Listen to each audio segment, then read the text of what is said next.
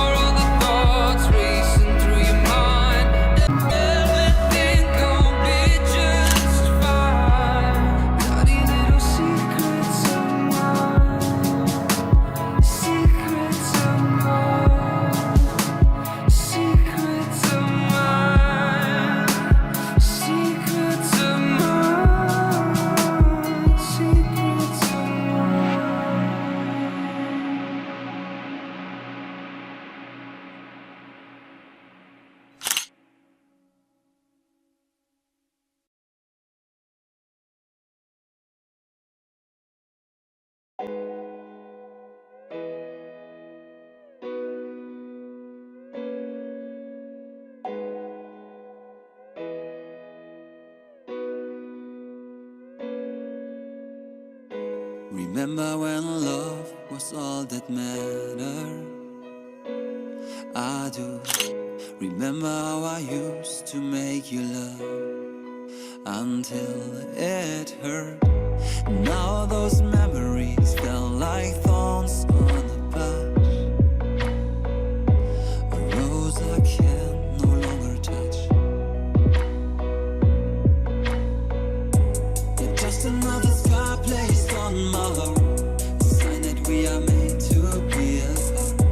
And even though you might not be the one, I'm gonna miss you, baby. We fought so hard, we dragged us down, and basically watched how we had drowned. And even though I know you're not the one, I'm gonna miss you.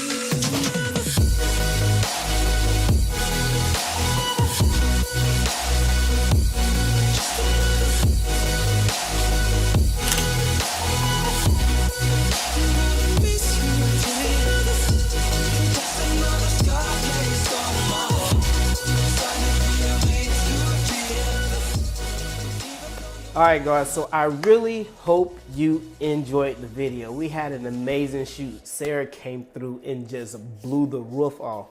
And hey, we had a fantastic shoot, man. As you guys know, the Sigma 105-14 E-mount that I have been using since I've gotten it, this thing is absolutely amazing. It's great already because it's a 1.4 aperture. It's a 105, which is the perfect focal length for portraitures.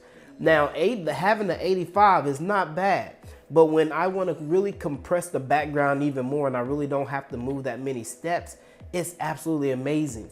Now, the difference between using the 105 and the 135, as you guys know, I was with Canon and I had the Sigma 135-18 for a very long time. If you look at my earlier photo shoots here on YouTube, you will see me using the 135-18 quite a lot with my 5D Mark IV. The thing about having the 135 is that I used it for about 2 or 3 shots in an actual photo shoot, in a real world photo shoot, and then I took it off because I didn't like being locked into 135. I didn't like being locked into that focal length because I was already at a disadvantage being so far away from my model that I really couldn't interact with her. Now, shooting it and compressing it is great, but when I want to move forward and get a really good like 3/4 shot or get a different type of composition, I can't, because as the 135 moves forward, your framing becomes out of whack. Your composition is just messed up. So you're going to have to move back and you're locked in at 135.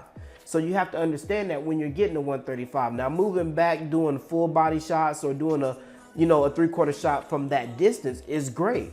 But there might be some times where I want to move forward and you can't because you're locked in at 135.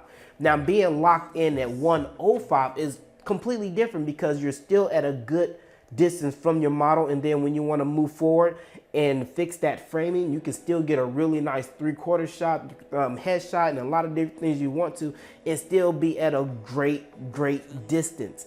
And it's at a 1.4, so you're really still getting a really good shallow depth of field when you're doing that. And then if you want to move back to a a little distance and get a full body shot, you can do that, but you won't be so far as when you got 135. 30 millimeters is a big difference, guys. So understand that. The 105-14 is the best portrait lens on the market. And I had another question. Somebody asked me, well, the 70-200, but the different thing about the 70-200 is it's a zoom lens. So I can compress the background 200 millimeters at 2.8, but if I want to move closer, I can, because I can just unzoom and go down to 135 or 105 or all the way down to 70 millimeters still at 2.8. I'm not locked in at 200 millimeters. And when I shot with the 135 for a long time, that's what I got tired of. I got tired of being locked in at 135. So I would do a 2-3 shots with it, take it off my camera, and then just go to my 85 because I wanted to move closer and get a different type of composition. So that's my really take on it. So really understand, when you're hearing these things about getting a 105 and a 135, guys, remember those two things, because you got to remember you're locked in at 135 and it's really hard to move forward and everything if you want to get a different type of shot. And next week, I'm gonna give you just a little small clip of what's gonna be coming next week. It's gonna be the Halloween shoot that you guys have saw with Tease. She is back with a Harley Quinn inspired photo shoot. I can't wait to show you guys.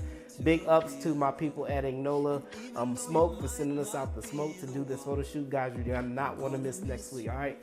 Holler at you later. Peace. Put them in the dirt, say it again, man, and that's a reverse. Never rehearse, jumping in first. Call up the nurse, put the beat in the hearse.